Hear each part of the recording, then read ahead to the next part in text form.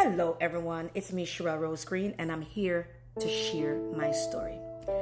I know a lot of y'all heard the story over and over again, but I promised the Lord that if He come through for me, I'm going to tell my story every chance I get.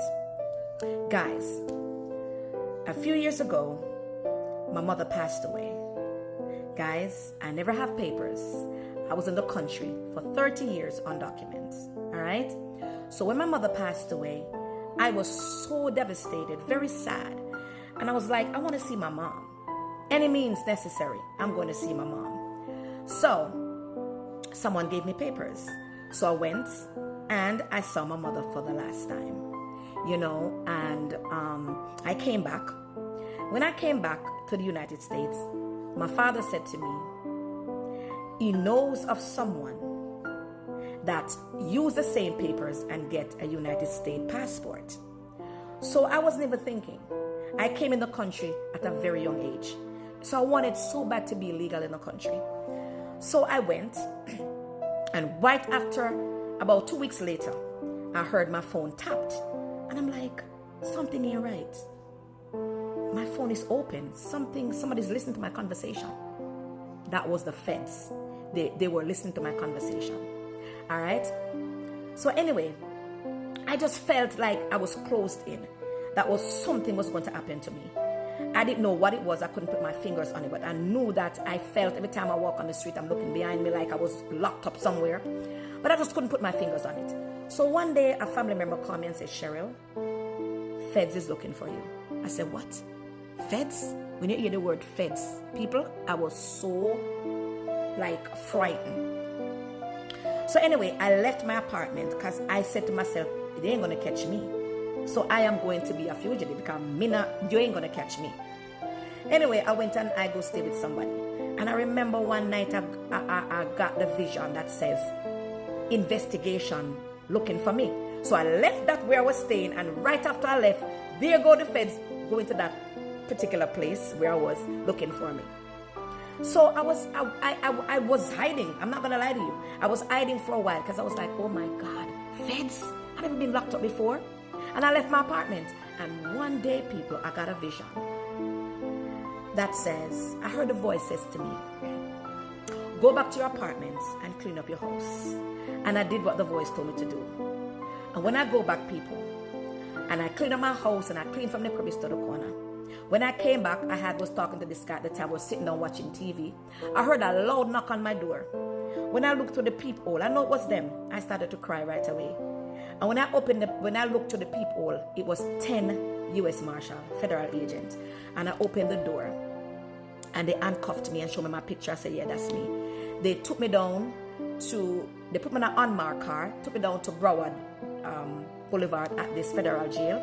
They fingerprint me and took me upstairs. I cried so hard. I just lost my son from domestic violence when I was 9 months pregnant. I was beaten, you know what I'm saying? And my placenta was ripped, you know what I'm saying? And I went through a devastated time in my life. And my mother passed away. So everything was going through my mind. And I'm like, I know I'm incarcerated. People, I'm telling you, I almost lost my mind. I was on the top bunk and I was laying on my back. And I'm telling you, my pillow was soaked with tears. And I was sitting there and I heard this loud voice shook me and said, everything was going to be all right. Everything is going to be all right. And I'm like, I look around, I see nobody. And I'm like, I said to my inmate, I said, come here. She was over the other side. And I said, come here. And I said, did you say something to me? And she said, no. And I realized it was the voice of Jesus saying to me not to worry. But of course, my faith had gotten weak. I was there and there was a feds that kind of knew me. And he said, I'm going to give you a referral to, I'm going to let you go to Miami, holding cell where people was holding to go to prison, but I wasn't going to prison. And I went there, it was clean, they give you good food, and I went there. And as soon as I walked in, I saw this guitar and I started to sing. I picked up the guitar and I started to play the guitar and I was like, I am praying, blessed Savior, to be more and more like thee. I am praying that thy spirit like a dove may rest on me. Thou knowest all my weakness. My name is Sherelle Rose Green from the beautiful parish of St. Catherine, Jamaica. I know a lot of y'all heard that testimony and don't know the face behind that voice is me. All right, guys? But guys, I'm telling you, when I sang that song, I mean, the inmates, the police officers started to cry. I mean, soul got saved into that jailhouse. So sometimes God put us in a position to recognize him. I never prayed so much. God set me up. And you guys might wonder, oh, God set her up. He set me up for greatness. Because God allowed me to get caught. Because he knew that he was going to bring me out. He knew that if I was hiding, I would not be legal today in the country. I was fighting deportation for a very long time. For 15 years, undocumented for 30 years. All right, guys. When I did my time in federal jail, guys, 6 weeks, immigration came and got me. I went to immigration jail. A lot of persons were in there. Jamaicans, Trinidadians, Bahamian was waiting to get deported. They go in front of the judge. The judge denied their bond. And they're saying to me, oh, you expect to get bond when we have papers and we get denied. I said, but God told me he was going to get me out of here.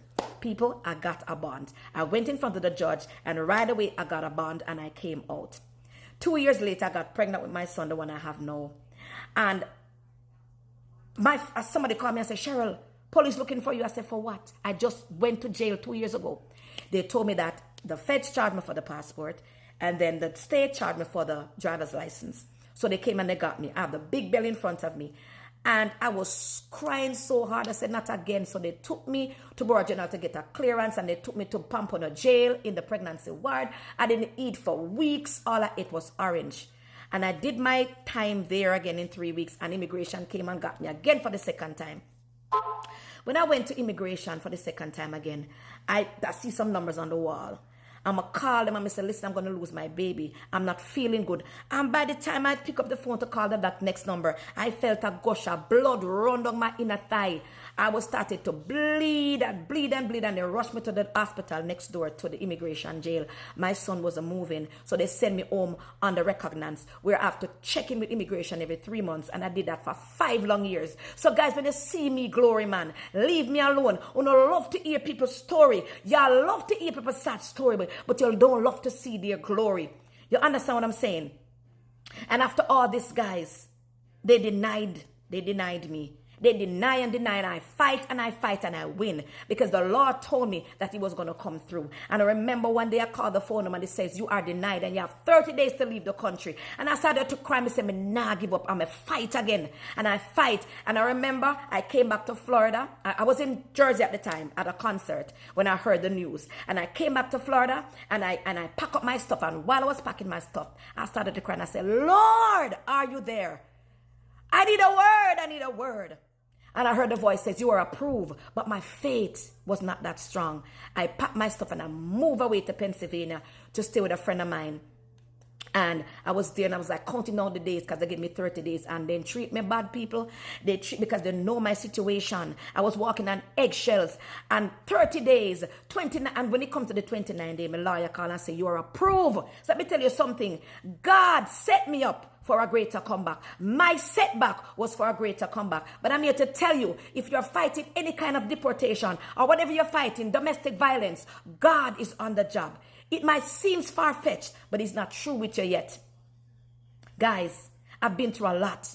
I've been through hard times. I've been through ridicules. I've been through backlash. I've been through so much, and God take me out of it. A lot of y'all don't like to see people glory, but y'all like to hear their story. God is amazing. God is amazing, guys. Stay strong and just be still and know that he is God. I've been through deportation, living in an abandoned building with rats and moles and roaches, walking the street of Sunrise because people kicked me out of them house. I didn't have no place to go, but God sustained me. God kept me, and I'm so glad. And now I am a United States citizen. I can fly. I can go anywhere I want to go without looking behind me. Free at last. Free at last. Thank God I'm free at last. No more tears. No more cries. No more pain. No more living in an abandoned building with rats and moles. I live in a beautiful home. God came through for me, and he will come through for you too. Fight. Don't give up the battles. Fight. God bless you.